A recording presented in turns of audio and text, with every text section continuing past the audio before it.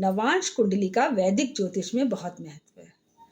अगर जन्म कुंडली के बाद कोई भी वर्ग कुंडली सबसे पहले देखी जाती है तो वो है नवांश कुंडली। इसे D9 भी कहा जाता है। अगर किसी भी व्यक्ति के वैवाहिक जीवन का पता लगाना है या आपसी समझ और तालमेल का पता लगाना है तो सबसे पहले नवांश कुंडली को ही देखा जाता है। नमस्कार, मैं हूँ श्वेता अग्रवाल। स्वागत है आपका मेरे चैनल कुंडली मंतव्य में। नवांश कुंडली में कुछ योग ऐसे होते हैं जो यह बताते हैं कि जीवन साथी के साथ अंडरस्टैंडिंग किस तरीके की होगी।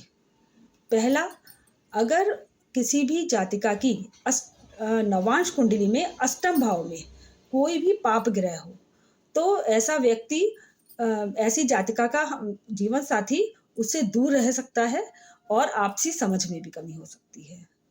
दूसरा, यदि किसी भी व्यक्ति के नवांश कुंडली के लग्न में मंगल हो और सप्तम में शनि हो तो ऐसे व्यक्ति का जीवन साथी रोगी और शारीरिक रूप से कमजोर हो सकता है। तीसरा, अगर किसी भी व्यक्ति के नवांश कुंडली के लग्न का स्वामी अगर जन्म कुंडली के छठे, 8वें या 12वें भाव में हो तो ऐसे व्यक्ति का जीवन साथी उससे दूर हो सकता है या ये कहिए उससे वियोग भी हो सकता है।